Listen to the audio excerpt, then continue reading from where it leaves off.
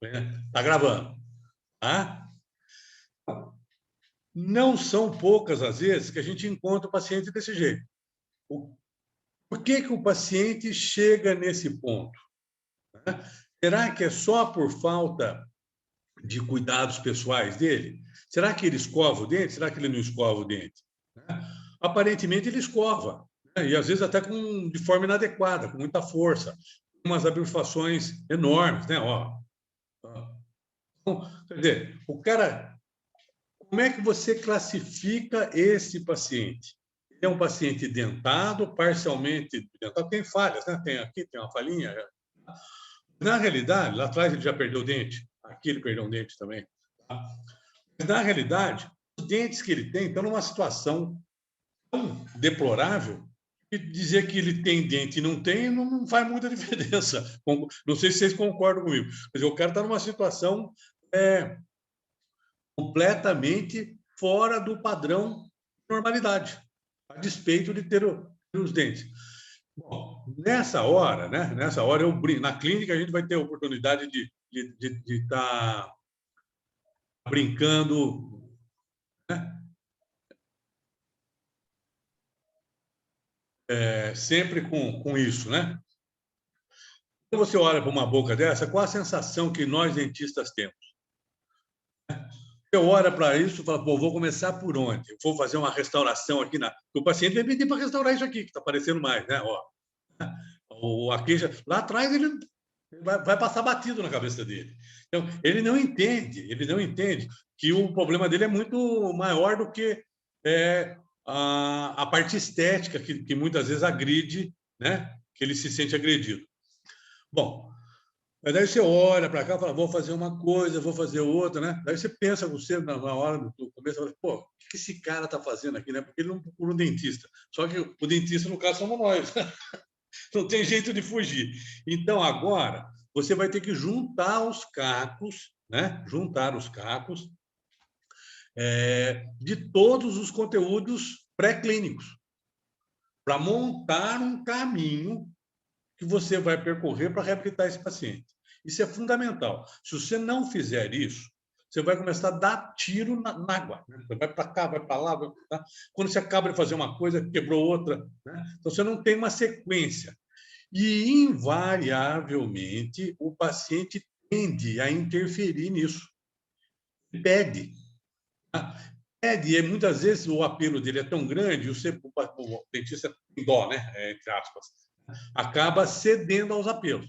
Se você ceder aos apelos e sair daquela linha que você deveria estar fazendo, vai ter problema. Vai ter problema. Porque não tem jeito de você dar um passo maior que a perna. Então, monta o caminho. O que a gente faz depois de 20, 30 anos de profissão, né? Quando um caso é muito grande, você não assume sozinho. Né? Você faz um plano de tratamento, mostra para o colega. Ó, pensei nisso aqui, o que você acha? O cara acha assim, até formatar o plano. Uma vez formatado o plano, siga esse plano. Não fuja dele. Sessão 1, sessão 2, 3, 4, 5, 10, 20, 30, até finalizar. Toda vez que a gente foge do plano de tratamento, a gente tem intercorrências desagradáveis.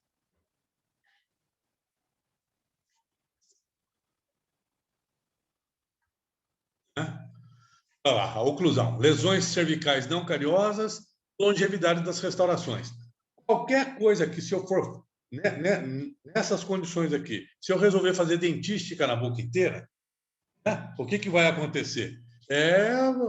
As restaurações não vão durar um dia. Por quê? Porque tem torção no dente, tem trauma, tem contato prematuro. Tá? Então, se a dentina e o esmalte deles aqui não suportar essa pressão, você acha que um ionômero de vidro ou uma resina composta vai suportar? Não tem jeito, né? Não é inteligente pensar que isso vai dar certo. Então, o que eu preciso?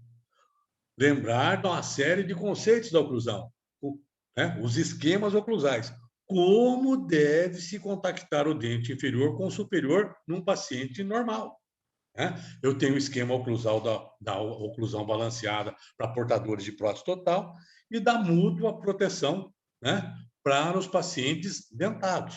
Então, tem que saber isso, não tem jeito. Então, você fala, mas a aula é de prótese. A aula de prótese é um conceito que traz aí, é da oclusão.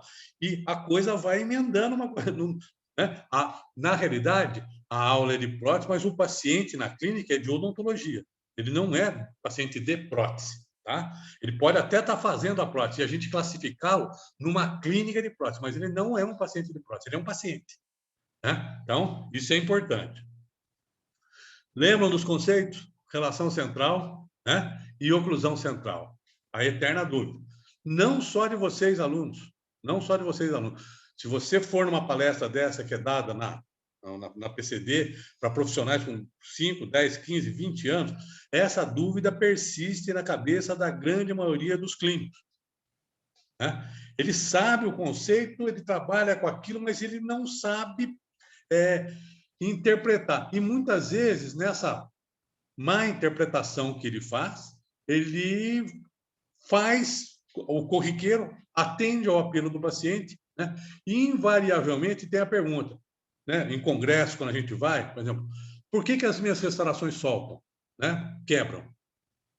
Então eles perguntam, professor, que resina que o senhor usa? A Priscila deve estar cansada de responder essa pergunta. Que resina que eu uso aqui? A resina que você vai usar talvez não seja a mais importante. Tem indicações dos materiais, perfeitamente como vocês aprenderam na dentística. É uma nanoparticulada, tem toda a classificação das resinas. Se você tiver um trauma oclusal, você pode usar qualquer uma delas que vai falhar. Tá? Vai falhar. A coisa... Eu tenho que entender. Eu tenho que ter uma harmonia entre articulação temporomandibular, né? Os movimentos que a mandíbula faz no plano, de abertura e fechamento, lateralidade, protusiva e retrusão, né? Com os contatos dentários, que vão ser gerados durante essas movimentações. Relação central, posição condilar. Né? Quando eu falo de relação central, eu estou falando da articulação temporomandibular. E quando eu falo de oclusão central, eu estou falando de contatos interdentários. E eu preciso gerar, na minha reabilitação, contatos interdentários numa dada posição que o côndilo suporte aquilo. A musculatura não procure ficar trabalhando o tempo inteiro, rangendo aquilo que eu estou fazendo. É ajeitar uma coisa com a outra numa... Eu trabalho com duas variáveis, né? Uma, articulação temporomandibular, e outra, na boca. Só que o clínico trabalha na boca. Ele quer acertar, ele quer fazer anatomia, ele aprendeu a fazer anatomia, ele desenha, ele faz umas esculturas maravilhosas. Ótimo, é muito bom fazer tudo isso. Sem esquecer que você está fazendo essa escultura para movimentos que a articulação está permitindo. Se você fizer uma escultura anatômica no seu dente, mais linda que ela for, inócua. Não vai servir de nada. Então, muitas vezes você sacrifica, né, alguns acidentes anatômicos na plataforma oclusal. Por quê? Porque o paciente, quando nasce, o dente quando nasce, tem uma anatomia toda certinho. Com o passar do tempo, o que vai acontecendo? Ele vai desgastando o dente e as vertentes vão ficando mais abertas. Fisiologicamente falando, você pega um paciente idoso, as pontas de cúspide já foram embora, e nem por causa disso ele está doente, né? Ele consegue normalizar tudo aquilo. Se eu fizer uma escultura anatômica nessa boca, é errado. Se eu pegar um paciente de 80, 90 anos e for fazer um canino bem anatômico, muito provavelmente eu vou criar problema com esse cara. O canino dele já é um canino mais arredondado, né? Já perdeu aquela de cúspide. E já houve um processo de remodelação óssea da articulação temporomandibular dele durante a vida dele, para compatibilizar a nova anatomia com esses desgastes com a fisiologia da articulação. Então, alguma dúvida entre RC e OAC? Vocês têm alguma coisa que vocês queiram perguntar, que a gente possa conversar? A ideia é exatamente essa, apresentar e, se tiver, a gente bater um papo, tirar essa dúvida. Agora, vocês têm a dúvida? Eu não tenho dúvida. Eu tenho certeza que vocês têm. Agora, eu não sei se vocês já perceberam que vocês têm a dúvida. Porque, Pois não. A relação central é a origem de todos os movimentos mandibulares, certo? Certo. E oclusão central. Relação central é a origem de todos os movimentos mandibulares. Eu falo da articulação, posição condilar. Posição condilar, o côndilo está aqui, os dentes estão aqui na boca.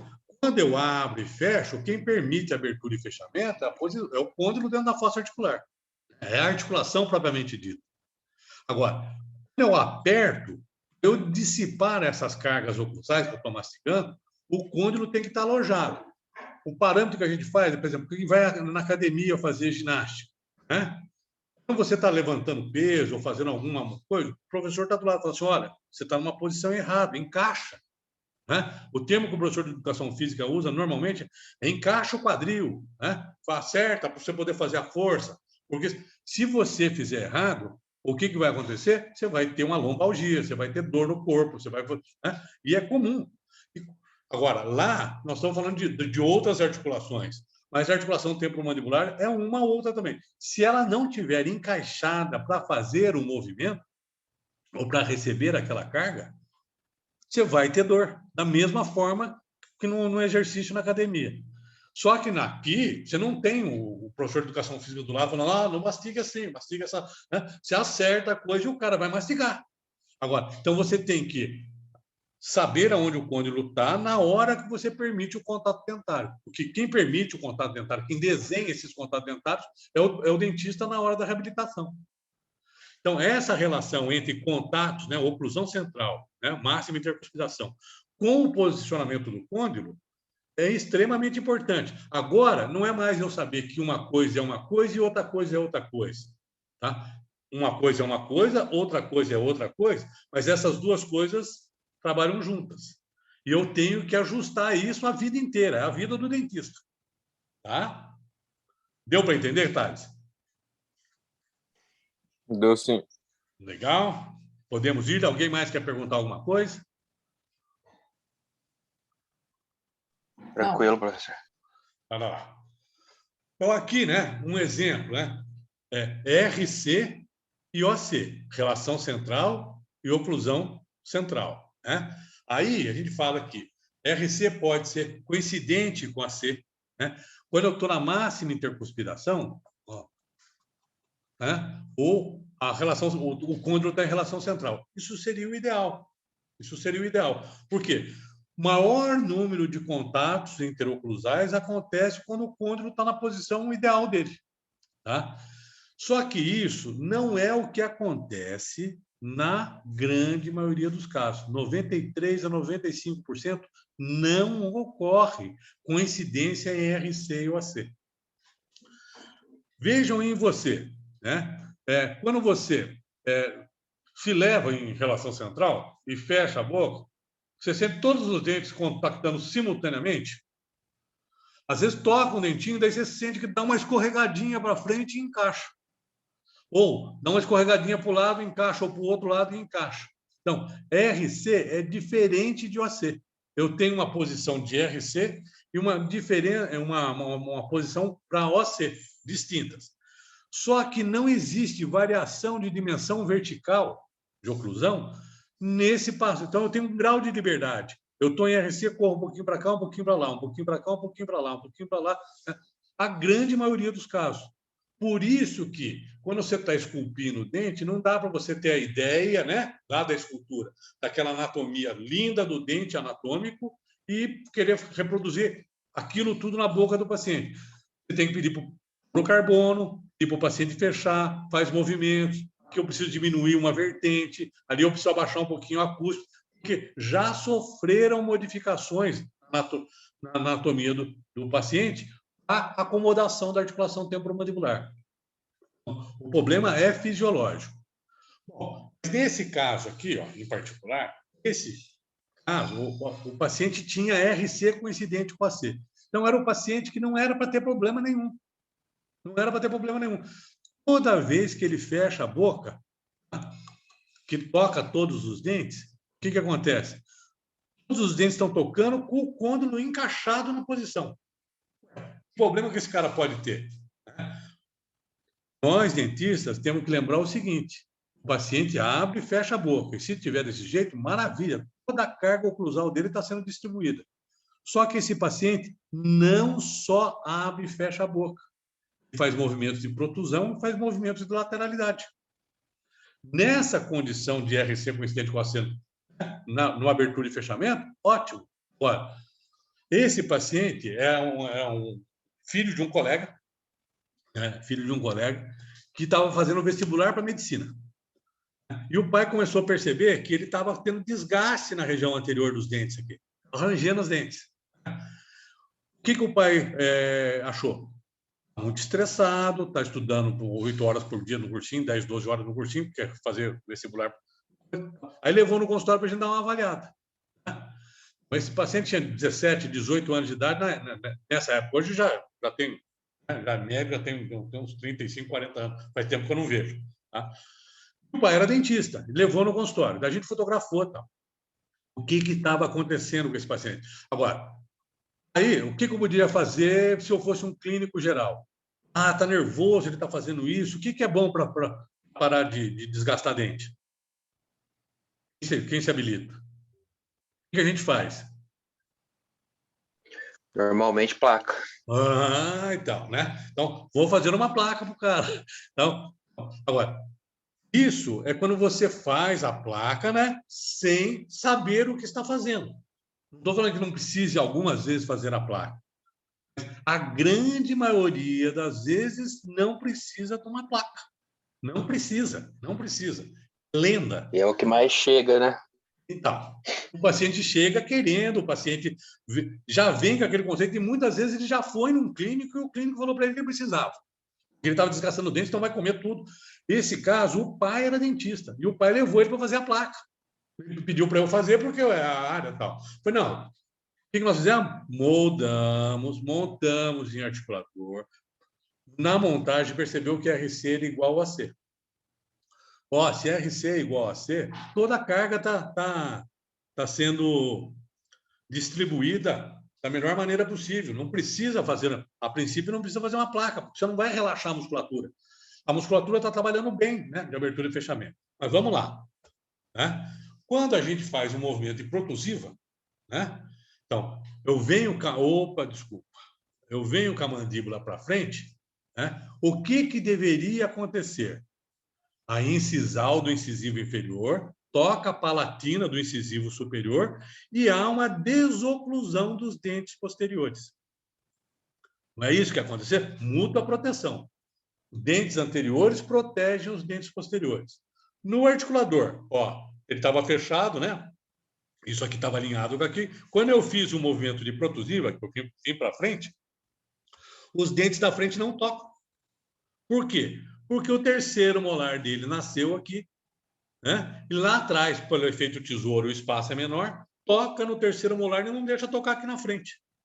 Então, o que acontece? Nessa onde está a setinha aqui, forma um fulcro, forma um eixo. A musculatura está puxando isso para cima. O dente da frente quer contactar. O que acontece? A mandíbula aqui, ó, sobe, né? E vai bater aqui. Volta aqui um pouquinho, danado. Né? Ela sobe na frente e estira atrás. Quando estira atrás, puxa, né, os ligamentos da articulação temporomandibular. Então, está em desequilíbrio. Qual o tratamento preconizado para esse rapaz? Extração. Hein? Extração do terceiro molar? Extração do terceiro molar. E aonde vai pôr a placa aí? Não precisa. Não precisa. Agora, o que precisa é o dentista entender que antes dele preconizar isso ou aquilo, ele tem que examinar o paciente. Né? Então, na realidade, é isso que a gente precisa. Não tem a receita pronta. Eu estou rangendo o dente, é uma placa. Eu estou fazendo isso, é aquilo. Tá? Para cada caso, um caso. Né? Olha lá, equilíbrio perdido, né? A mandíbula dá aquela torcida, né? E acaba fazendo isso. Né? Tudo isso a gente está falando no sentido de vocês lembrarem dos conceitos e agora começar a impor, né, a atribuir valores para aquilo que a gente sabe, né? Quem domina a coisa, quem tem ideia do que está fazendo, sabe perguntar para o paciente, sabe procurar o que está acontecendo. Não que você vá acertar, que você seja mágico, não é isso. Mas tem que estar atento, né? No sentido assim, o que pode provocar isso? E pode provocar isso pode provocar aquilo, isso pode provocar aquilo. Então, eu vou elencando um monte de coisas e vou excluindo. Isso acontece com esse paciente? Não. Anota na ficha. Não acontece. Isso não acontece. Você faz um inquérito de saúde, né? Uma anamnese, uma tomada de informações do paciente, descarta uma coisa, descarta outra e monta um diagnóstico. Montado o diagnóstico, você estabelece o tratamento. É isso, na clínica é isso a vida inteira. Para ter sucesso na clínica, é isso. Seja qual for a especialidade que vocês forem fazer. Professor, Pois não. nesse caso com a extração do terceiro molar, a ARC e a OC iriam coincidir? Continuariam coincidindo. Antes de nascer o terceiro molar, ela já coincidia. Sim. Com o nascimento do terceiro, a erupção do terceiro molar e o contato prematuro dele deixou de acontecer em movimentos discursivos. Quando ele abre e fecha a boca, ele fecha naquela posição, ele fecha RC e OAC. Ele continuava batendo certinho. Agora, quando pôs aquilo e ele vai fazer o movimento, apareceu uma interferência que não deixa mais a musculatura trabalhar do jeito que ela gostaria de trabalhar. Entendeu? Entendi. E o legal é isso, né? Quando você mata a charada, você faz, pô, que legal, né? Agora, tudo isso que nós falamos aqui tem alguma coisa de muito difícil, além da parte conceitual? Não, extremamente simples. O que eu fiz? Moldagem, obtenção de modelos, montagem e articulador. O aluno de quarto período da faculdade aprende a fazer isso. Então, para um clínico geral, para um cirurgião dentista fazer isso, ele tinha que tirar de letra. Não tinha que ter nenhuma dificuldade. Nenhuma. Né? Mas, normalmente, o que o cara faz? Faz a placa. Aí faz a placa, põe a placa, mas não melhora. Mas não melhora. A placa não precisava, não. O problema não é a placa. Tá? O problema não é. Então, fica aquilo. Agora, a gente tem trabalhos que verificam que 93% a 95% das placas executadas não precisam ser feitas. 95%. De 5% a 7% de todos os casos disso é que vão precisar usar uma placa. 93% não precisa. Pô, então, a chance de você fazer uma placa que está fazendo ela errada é muito grande. É muito grande. É muito grande. Tá? Beleza? Ô Biba, eu Pois tenho... não. Na verdade, é uma pergunta. Pois não. Por exemplo, nesse caso, você provavelmente pegou bem no início, né? Então, foi mais fácil a resolução. Mas vamos num caso do paciente que tem... Vamos usar esse caso clínico aí como exemplo. E aí, já passou um tempo, automaticamente o sistema se reequilibrou, questão muscular e tudo mais, certo? Aí você tirou o terceiro molar aí no caso. Certo. A musculatura, em teoria, ela vai continuar buscando aquele movimento que ele estava liberando a cúspide do siso aí, no caso, do molar. Eu teria que usar uma placa nesse caso para reabilitar a musculatura ou automaticamente o sistema já ia se reequilibrar? Você tem memórias do sistema nervoso. Você sabe qual é a melhor posição.